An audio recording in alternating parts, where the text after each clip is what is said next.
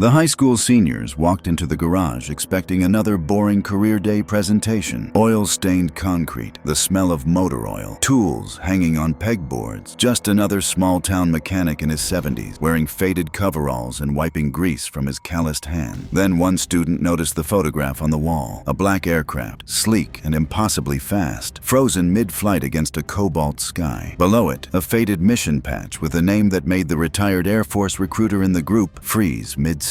"Sir," the recruiter stammered, pointing at the patch. Is that an SR-71 Blackbird patch?" The old man glanced up from his workbench, his weathered face completely calm. "Yeah," he said simply, returning to the carburetor he was rebuilding. "That's from my flying days." The room went dead silent. Welcome to Secrets Never Told. Before we dive into this story of hidden legends and shattered assumptions, tell me in the comments, where in the world are you watching from today? And if you believe that true greatness often hides in the quietest places, hit that subscribe button. These stories deserve to be remembered. Fletcher's garage sat on Route 66, just outside Amarillo, Texas. Population 437. The building had been there since 1952, a testament to American stubbornness and the refusal to let small towns die. Jack Fletcher had owned it for 23 years, ever since he retired from government work, as he vaguely described it to anyone who asked. Most people in town knew him as the quiet mechanic who could fix anything with an engine. Reliable, fair-priced, never late on a job. He lived alone in a small house 2 miles down the road, drove a 1987 Ford pickup that ran perfectly despite having 340,000 miles on it, and spent his evenings at the VFW post playing cards with other veterans who also didn't talk much about their service. The career day visit was Principal Martinez's idea. Amarillo High School's graduating class of 2024 needed to understand that success didn't always mean leaving for the big cities. Local businesses, local pride, local heroes. Martinez had arranged visits to the feed store, the family restaurant, the construction company, and Fletcher's garage. 14 students filed in that Tuesday morning, most checking their phones, a few genuinely interested in automotive work. Among them was Cadet Mason Rodriguez, 17 years old, already committed to the Air Force Academy with dreams of becoming a fighter pilot. His grandfather had been Air Force, and Rodriguez wore a vintage flight jacket covered in patches from units and operations spanning 40 years of service. Fletcher had set up folding chairs in the garage bay, pushed aside a 1968 Mustang he was restoring. He stood at his workbench, a slight man, maybe 5'9", with silver hair, deep-set blue eyes, and the kind of lean, wiry build that came from decades of physical work. His hands moved with practiced precision as he spoke, occasionally gesturing with a wrench or socket. "Mechanics isn't glamorous work," Fletcher began, his voice gravelly but clear. "But engines are honest. They either run or they don't. Can't fake it, can't talk your way around it. You either know what you're doing or you're lying to yourself and the customer." Several students nodded politely, already planning their escape to more exciting presentations. Rodriguez, however, was staring at the wall. Fletcher's garage was covered in automotive memorabilia, classic car posters, vintage oil company signs, racetrack photographs. But in the far corner, partially obscured by a rolling tool chest, hung something different. A framed photograph, black and white, showing an aircraft unlike anything Rodriguez had seen in his aviation history class. The plane was pitch black, with a needle-like fuselage, massive delta wings, and twin vertical stabilizers. It looked more like a spaceship than an aircraft, impossibly sleek and predatory. Below the photo hung a circular patch, a Blackbird with outstretched wings, surrounded by text reading SR-71 Blackbird, Habu, Detachment 1, Beale, AFB. Rodriguez's breath caught. He knew exactly what he was looking at. The SR-71 Blackbird, the fastest air-breathing manned aircraft ever built, capable of Mach 3.2, over 2,200 miles per hour, flying at 85,000 feet where the sky turns black and you can see the curvature of the Earth. Only 32 were ever built, and even fewer pilots were ever qualified to fly them. The program was so classified that missions remained redacted decades after the aircraft's retirement in 1999. "Mr. Fletcher," Rodriguez interrupted, unable to contain himself. "Sir, I have to ask, that photograph on the wall, is that an SR-71? The other students turned to look. Fletcher paused, setting down his wrench with careful deliberation. "It is," he confirmed simply. And that patch below it, Rodriguez continued, his voice rising with excitement. That's a crew patch. Those were only given to actual Blackbird pilots and reconnaissance systems officers. Fletcher looked at the young cadet for a long moment, his weathered face unreadable. That's correct. The other students were paying attention now, sensing something significant in the exchange. Martinez, the principal, stepped forward. Jack, I've known you for 5 years. You never mentioned you flew for the Air Force. You never asked, Fletcher replied without defensiveness. Rodriguez was practically vibrating with questions. Sir, with respect, the SR-71 program was one of the most classified operations in Air Force history. If you actually flew Blackbirds, you would have been part of an elite group of pilots. Only 32 aircraft were built, and they never had more than a dozen operational at any one time. Fletcher walked slowly to the wall, standing before the photograph with his hands in his coverall pockets. When he spoke, his voice carried a different quality, not boastful, but matter-of-fact, the tone of someone reciting established reality. I flew SR-71s from 1978 to 1989. Detachment 1 out of Beale Air Force Base in California, with rotational deployments to Kadena Air Base in Okinawa, RAF Mildenhall in England, and a classified location I still can't name. 87 operational sorties over 11 years, 0 mechanical failures, 0 mission aborts, 0 detection by hostile forces. The garage fell absolutely silent. Rodriguez stared at the old man, trying to reconcile the greasy mechanic with the elite aviator being described. The numbers Fletcher had just rattled off represented thousands of hours flying the most sophisticated aircraft on the planet, penetrating hostile airspace that no other plane could survive, gathering intelligence that shaped Cold War strategy for over a decade. You're telling me, Rodriguez said slowly, that you flew reconnaissance missions over the Soviet Union, over hostile airspace, at 3 times the speed of sound. Wasn't always the Soviet Union, Fletcher corrected. Libya, North Korea, Vietnam before the war ended, Middle East hotspots, anywhere the United States needed to see what our adversaries were doing without getting shot down. The Blackbird was untouchable. Over 4,000 missiles were fired at SR-71s during the program's operational life. None of them ever hit. We just climbed higher and flew faster until we left the threat envelope. Another student, Emily Chen, raised her hand tentatively. Mr. Fletcher, why would someone who flew the world's fastest jet end up fixing cars in Amarillo, Texas? It was the question everyone was thinking but hadn't dared to ask. Fletcher turned from the photograph, a slight smile crossing his weathered face. Because when you've flown at the edge of space, watched the sun rise 16 times in one mission, because you're moving so fast, felt an aircraft accelerate through Mach 3 with afterburners lighting up the sky behind you, everything else feels slow, peaceful, and after a while, you don't need the speed anymore, you just need the work. The answer was so honest, so devoid of false modesty or regret, that it hit harder than any dramatic revelation could have. Rodriguez looked around the garage with new eyes. The immaculately organized tools, the systematic approach to every repair, the precision with which Fletcher worked. These were not the habits of a simple mechanic. These were the reflexes of a man trained to operate machinery where a single error meant death at 3 times the speed of sound. Sir, Rodriguez ventured carefully. The SR-71 program was legendary. My grandfather told me stories about Blackbird pilots. He said they were like astronauts, except their missions were classified and nobody ever knew their names. Your grandfather was Air Force? Fletcher asked. 30 years. Maintenance chief at Edwards Air Force Base. Fletcher's expression shifted subtly, recognition crossing his features. What was his name? Chief Master Sergeant Antonio Rodriguez. He worked on experimental programs in the 70s and 80s. Tony Rodriguez, Fletcher said immediately. Short guy, permanent sunburn, could diagnose an engine problem just by listening to it run. Rodriguez's jaw dropped. You knew my grandfather? Knew him? Fletcher actually laughed, a sound that transformed his entire demeanor. Tony Rodriguez saved my life in 1983. We had a compressor stall at 78,000 feet over the Sea of Japan. Managed to restart and limp back to Kadena with one engine barely functioning. Your grandfather spent 16 hours tearing down that J-58 engine. Found a turbine blade with a stress fracture no bigger than a hair. If that blade had let go completely during the mission, the engine would have exploded and taken half the aircraft with it. The students were leaning forward now, completely absorbed. This wasn't a boring career day presentation anymore. This was real history, the kind that never made it into textbooks. Fletcher continued, his voice taking on the cadence of someone who had told this story before, but only to people who understood its significance. The SR-71 wasn't just fast. It was a masterpiece of engineering. Titanium airframe because aluminum would melt at the temperatures we generated from friction at Mach 3. The fuel tanks leaked on the ground because the metal contracted when cold. Only sealing properly once the aircraft heated up during flight. We used special JP7 fuel that was so stable you could drop a lit match into it and the match would go out. The cockpit pressure suit we wore was identical to what astronauts used. We had to pre-breathe pure oxygen for an hour before every mission to purge nitrogen from our blood, same as a deep-sea diver ascending. At 85,000 feet, if the cockpit lost pressure, you had about 15 seconds of useful consciousness before the lack of oxygen killed you. Emily raised her hand again. How fast did it feel, flying at Mach 3? Fletcher considered the question carefully. It didn't feel fast at all. That's the strange thing. At 85,000 feet, you're so high and the Earth is so far below that it feels like you're barely moving. We crossed the entire continental United States in 67 minutes, Los Angeles to Washington, D.C., but from the cockpit, it looked like a slow glide. The only time you felt the speed was during refueling. Refueling? Another student asked. SR-71s couldn't take off with full fuel tanks, Fletcher explained. We were too heavy. We'd take off light, immediately rendezvous with a KC-135 tanker aircraft, top off the tanks, then head to the mission area. The tanker was flying at 250 miles per hour. We were flying at 300 miles per hour, barely staying airborne, on the edge of stalling. The closure rate during hookup was less than 50 miles per hour. We called it air-to-air stall prevention.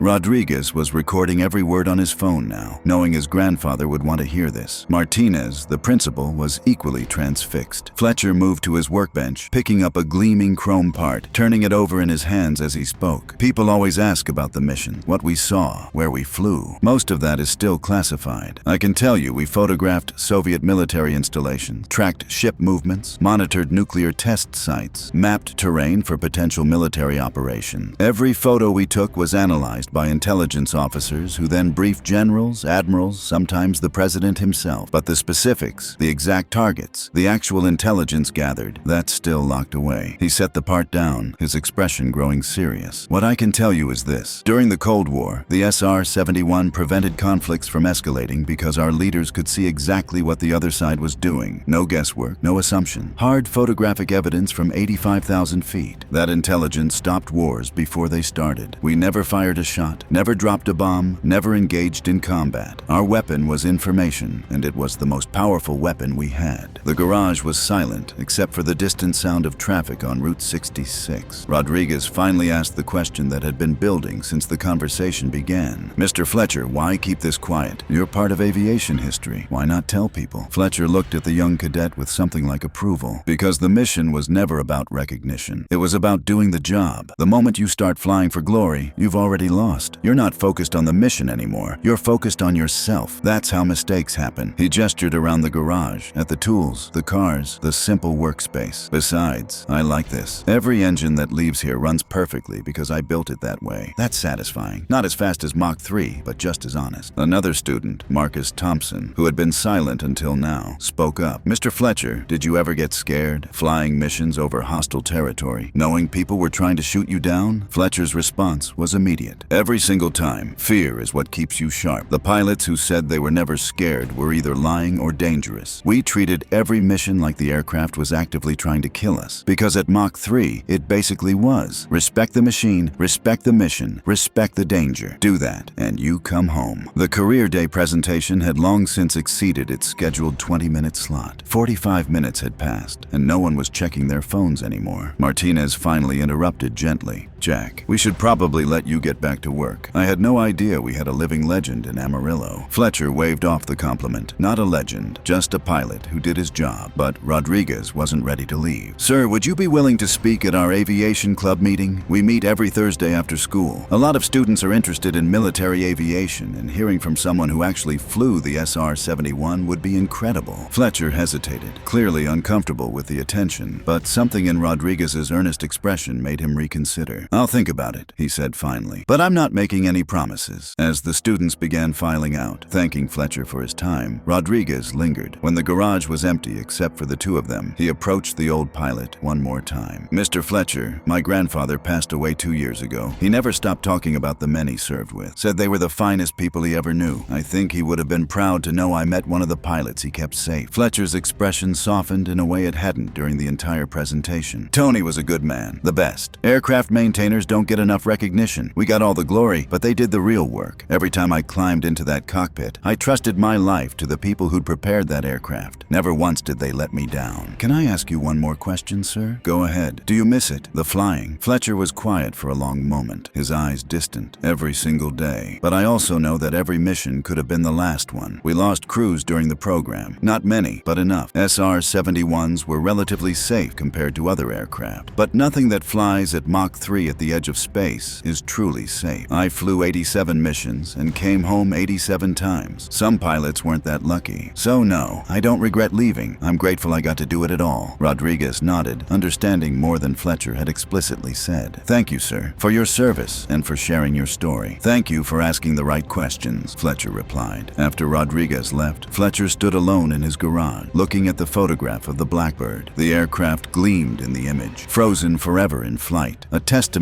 to American engineering and the pilots who dared to push beyond every known boundary. That evening, Fletcher's phone rang. It was Martinez. Jack, I hope you don't mind, but young Rodriguez posted about his career day visit on social media, tagged the school, mentioned meeting an SR-71 pilot. It's getting a lot of attention. Fletcher sighed. He'd hoped the story would stay quiet, contained within the small group of students who'd visited. But he also knew that once information escaped, there was no controlling it. How much attention? He asked. Local news wants to interview you. The Air Force Association chapter in Amarillo is asking if you'd speak at their monthly dinner. And there's a retired colonel from Beale Air Force Base who saw the post and says he flew with you in 1985. Fletcher pinched the bridge of his nose. What's the colonel's name? Richard Carpenter, call sign Wolfpack. Despite himself, Fletcher smiled. Rich Carpenter. Yeah, I know him. We flew adjacent patrol patterns over the Persian Gulf during the tanker war. Good pilot. Will you do the interviews? Martinez asked. Fletcher considered. He'd spent 23 years in quiet anonymity, content to let history forget him. But Rodriguez's enthusiasm, the genuine interest from students who hadn't even been born when the SR-71 retired, that meant something. Maybe there was value in sharing the story. Not for glory, but for the lesson it contained about dedication, precision, and serving something larger than yourself. Tell the local news they can come by the garage tomorrow afternoon, Fletcher said finally. But I'm not wearing a suit, and I'm not pretending to be something I'm not. I'm a mechanic who used to fly fast jets. That's the story. That's exactly the story they want to hear, Jack. The next day, KXYY News arrived with a camera crew. Fletcher continued working on the Mustang restoration while answering questions, his hands never stopping their methodical work. The reporter, a young woman named Sarah Kim, had done her homework. Mr. Fletcher, Air Force records show that SR-71 pilots underwent some of the most rigorous training in military history. Only the top 1% of fighter pilots were even considered for the program. What was that training like? Fletcher tightened a bolt on the Mustang's engine block before responding. 6 months of intensive preparation. We started in the U-2 program because the pressure suits were similar. Then simulator training in the SR-71 for hundreds of hours before we ever flew the actual aircraft. Every system, every emergency procedure, practiced until it was pure muscle memory. The RSO, the reconnaissance systems officer who sat behind us, was equally critical. They managed the sensors, navigation, and defensive systems. We were a crew, not a solo pilot. And the missions themselves, classified, Fletcher said simply. But I can tell you they were long.